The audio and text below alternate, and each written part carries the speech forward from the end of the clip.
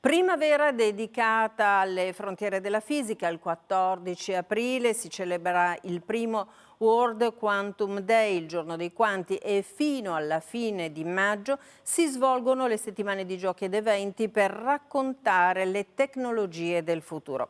Ma cos'è la meccanica quantistica e come sta cambiando la nostra vita? Laura De Donato lo ha chiesto ad una delle organizzatrici del Quantum Weeks.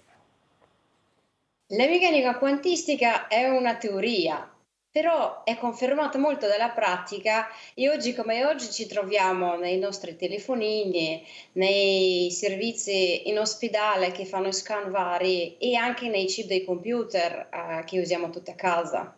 Innovazioni che ci hanno cambiato la vita, tutte nate dalla meccanica quantistica, fondata sulle leggi del mondo degli atomi e delle particelle elementari ancora più piccole. In quel mondo possono accadere cose difficili da capire e da spiegare, come gli stati di sovrapposizione, in cui una unità di materia può avere contemporaneamente stati fisici diversi, o l'entanglement, quando la misura su una particella di un sistema influenza anche le altre particelle che lo compongono, a qualunque distanza si trovino.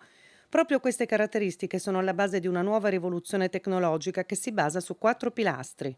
Un pilastro è sensori. Andiamo a potenziare la misura, per esempio cosa succede nel nostro cervello, come è costruito un materiale a precisione di un atomo, per esempio. Altra pilastra è computer quantistico, quindi per fare calcoli più potenti. Terzo pilastro, una comunicazione sicura, dove i passaggi delle informazioni sono assicurati dalle leggi della fisica quantistica. E l'ultimo pilastro? Simulazioni quantistiche. Per esempio, riescono a simulare nel laboratorio i buchi neri o il modello del buco nero che abbiamo oggi. Anche il teletrasporto è tra le possibilità delle tecnologie quantistiche del futuro. Si trasporta non il sistema fisico, ma la caratteristica di questo sistema, lo stato quantistico di questo sistema. Come si trasmettono le informazioni quantiche?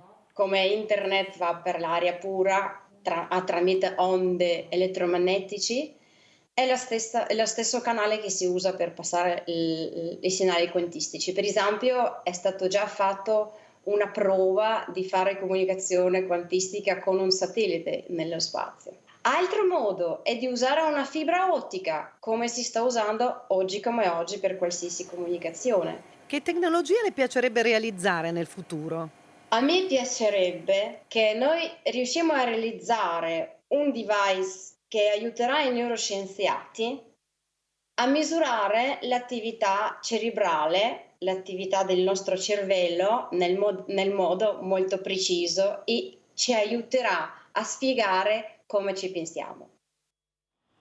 Probabilmente